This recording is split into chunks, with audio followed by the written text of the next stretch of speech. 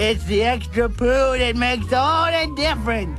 So I'm really excited because Wreden just announced that his new game Wanderstop is finally coming out on March 11th of this year. That's 2025 for you future folks. Now, I know some of you are probably asking, well, who's Wreden? And then the rest of you are kind of looking at the first set of people and going, oh, sit down, let me explain this fella. Wreden. Okay, Davey, I'm really sorry. I did this audio once. I don't have time to do it again, so I'm not going to do that bit every time. I just want to let you know, I'm sorry. I'm going to mispronounce it through the entire video. Anyway, Wreden, or cake bread if you're nasty, he's kind of a weird cookie. Yeah, bread. Cake. He's kind of a weird cookie bread cake. If I had to take a cake at explaining Bread Crack's particular brand of artistic expression, I think I'd call it post-meta philosophical fart-sniffing satire.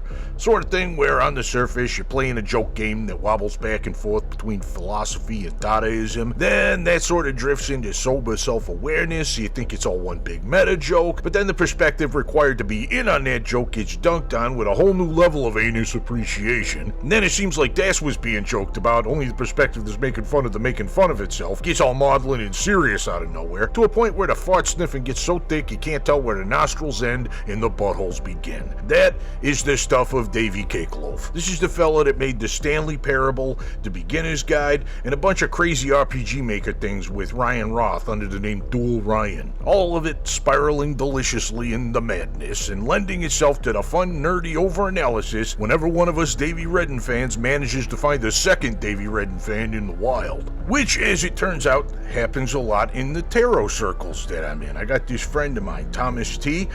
They inspired this video, or more correctly, the longer video I was going to do about the connections between the Beginner's Guide and tarot, and that's going to be important to what it is I'm trying to do here, because I figure with this new game coming out, Wanderstop, now is about the only opportunity I'm going to have in my tight schedule to finally share my theory as to what the 3 dots in the Beginner's Guide is all about. Now, if you're not familiar with Beginner's Guide and you want to remain that way because you don't want spoilers, this is probably the time to check out, because I am going to be spoiling things. But here's the thing, the game is like an hour and a half long. You can watch long plays of it and get basically the same experience. It's one step above Walking Simulator, and that step is backwards because this is totally a walking simulator, but it's one of the better ones. Anyway, if spoilers bug you past this point, I feel like you've been duly warned, so let's just go into it. Beginner's Guide is this game that places you in the role of yourself as you use simple intuitive controls to sit through a story being told by the bread cake what did the Stanley Parable, who, by the way, is being played by the bread cake what did the Stanley Parable,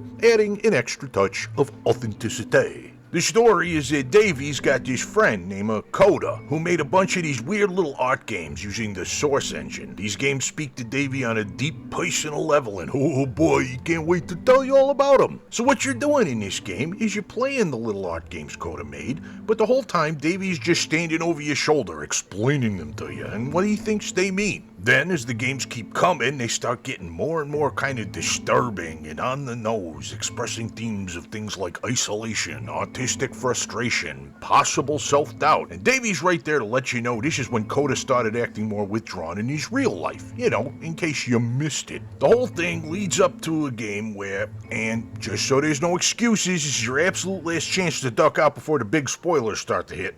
Alright, we good? Alright, everything leads up to a game where Coda is speaking clearly and unambiguously directly to Davy, telling the creep to go sort himself out. This is how we find out that old Davy Cakes here has been changing the games we're looking at and then feeding us, the players playing as ourselves, a false narrative based on those changes. Now, to be fair, the clues are all there. We already know by this point Davy's been making small mechanical changes to the games, and according to him, his cover story, it's so he can present them to us at a reasonable pace. So why, if Coda's not showing these games to anyone, why bother opening the door at all? Well, to show you, I'm modifying the game here so that when you press enter, it'll bring you back up to full speed so you can enter the door for yourself. But then we also find out some of the changes are more than that, like, for example, those lampposts that appear at the end of every game. Turns out, Coda never added those. Yet when we run into our first light post, Davy not only points it out, but takes a good minute explaining what he believes it meant to Coda. Because now he wants something to hold on to. He wants a reference point. He wants the work to be leading to something. He wants a destination, which is what this lamppost is. It's a destination. So not only are we dealing with an unreliable narrator, we're dealing with one that actively projects himself onto the art he's presenting. So it isn't until the game's almost over that you realize this isn't telling the story of an artist expressing his depression and insecurity through his work. This is actually the story of an artist projecting his depression and insecurity through other people's work. Remember that self-looping Ouroboros of anal sniffing I brought up earlier? Yeah, this is a great example of that. So anyway, that's what the game's about. But there's this other thing that's in the game that comes up quite a lot and goes unexplained, even by Davey. It's these 3 dots right here. Now the thing with the 3 dots is it's fascinating how Davey, who will literally add things to the game and then explain what Coda meant by them, doesn't even venture a guess at what these 3 dots mean. Points him out the first time you see him, and then later on in the game, Davey makes a comment about he still doesn't know what the 3 dots mean. I asked him so many times to please just tell me what his games mean to him. I asked him please to tell me what the 3 dots mean.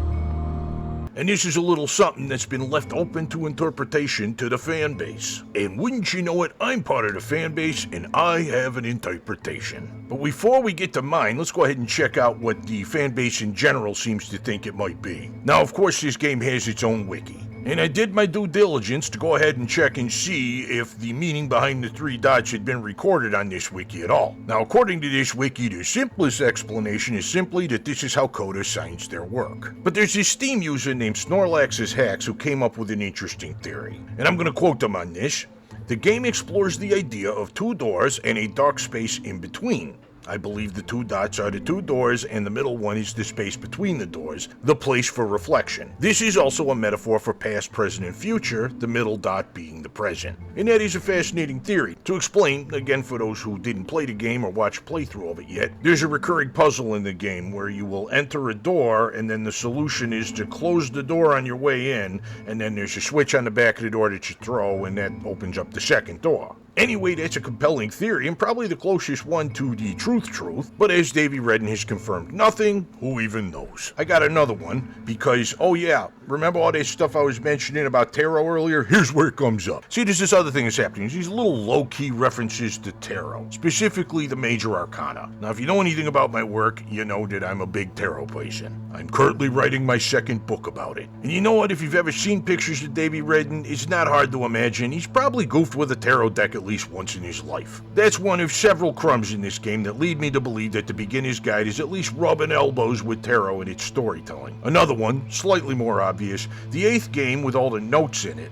One of the notes says Devil Tower Star. Now that's 3 cards of the major arcana in the order they appear. Now sure, one note with a tarot reference on it in a whole sea of little random weird notes isn't exactly evidence, and I suppose neither is 2 notes with the exact same message really close to each other, which the game also has and doesn't do that repeating notes thing anywhere else in the game. No, I think what we need is a 3rd, possibly more on-the-nose bit of evidence that tarot might be involved in the symbolism of the beginner's guide. Well, how about this? Each of the major tarot arcana is associated with a number. Okay, so for example, the devil, that's number 15. The tower is 16. The star is 17. Right? Got it? Alright, now check out the 16th game in the beginner's guide. That's the level called the tower. It's the 17th game in the series if you count the very first game as 0, and I do have a strong argument that you should. And the passcode to get by the 2nd challenge is 151617. 15, 16, 17. Devil Tower Star. Do you suppose perhaps there are some associations with the tarot that it makes sense to make? Now real quick, just to explain my thinking with why the first game is technically number 0. So as you're playing the beginner's guide, as all the games are starting, a little title will come up on the screen first, along with a little explanation. There's some structure to all that, right? But while you're learning this structure, and Davey Wreden is explaining who he is, what he's all about, what this whole thing is about, when that whole explanation thing is happening, you're wandering around what is allegedly Coda's very first game that he ever made. It's not really a game. It was a Counter-Strike level made for Source, and it's a complete mess. Anybody that's looked at this thing knows exactly what we're looking at. Somebody just goofing around with the tools and learning how they work. What we see here is the start of a journey. Somebody just figuring out something new, something exciting for the very first time. Which just so happens to be what the Fool card is about. Now, the Fool among the tarot has the number 0. So you start your counting with the second card, which is actually the first card, the Magician. Going by that, along with the theory that you have to group all of the prison games together as one single game or experience, sitting at number 9 where the Hermit would be. And again, I think there's a strong argument for that there, because the Hermit is all about isolation and exploring an idea while in isolation. And it's a series of prison games where he's exploring the same thing from different angles. Then what happens is you arrive at the Tower being number 16. The 16th game, called the Tower. Now, the Tower is the 16th Arcana. It's the 16th level of the game. We on board? Good, good. Now, originally, I was going to go through each and every one of these games and do a step-by-step analysis of all of them and how they fit with the tarot cards. But between my work for Stephanie Sterling over at the Jimquisition and Casey Explosion over at Casey Explosion, go follow those channels, by the way. Great stuff. I hear they're very well edited videos. Anyway, I don't have time to go case by case through all of those, but I do want to share this theory about the 3 dots. So, we've established Davy Wreden knows this stuff about tarot. There's a lot of tarot references in the game. Those tarot references go completely unstated by Davy, and Davy doesn't know what the 3 dots mean. With all that in mind, I have a tarot solution to a big question. What do the 3 dots mean? Behold, the 3 of Pentacles. The 3 of Pentacles is said to be a card about learning, studying, growing, commitment, hard work, collaboration, quality, attention to detail, achievements through the trades, that sort of thing. But what's more interesting is what is being depicted in the card itself, or at least the original Pamela Coleman Smith artwork. To the left, you're going to see there's an artist working on a statue.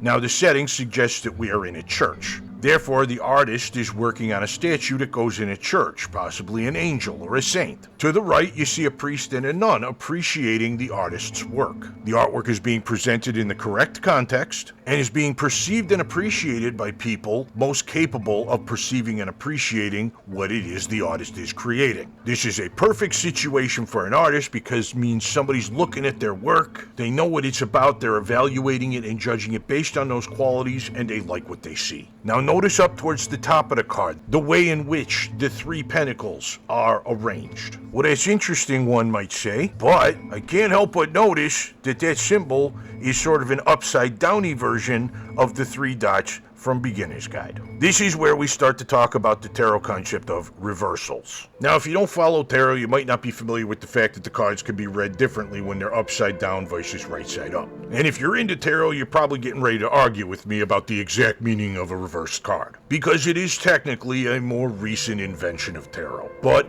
generally speaking, it can either mean a deficiency of that quality, an absence of that quality, or the opposite of that quality. Sort of the bizarro version of what it is you're looking at. So if we look at the configuration of the 3 dots in the Beginner's Guide levels, we can see a 3 of Pentacles reversed, which, based on the interpretation of Pamela Coleman Smith's art, suggests a piece of art that is being looked at by somebody that isn't appreciating it in the spirit in which it is being delivered or in which it was made. An outsider passing judgments on something that they don't understand. Now, considering that's basically the plot of the Beginner's Guide, I am holding fast onto that interpretation. But if you've got some alternate theories about what those 3 dots mean, I am certainly open to hearing about them in the comments. And Davey, if you're watching this, I'd love to read your cards sometime. And also maybe bend your ear about why I think the Wheel of Fortune definitely goes with that house level. See, because everybody thinks it's just like random, like that game show, but you gotta go back to the Road of Fortuna, which would...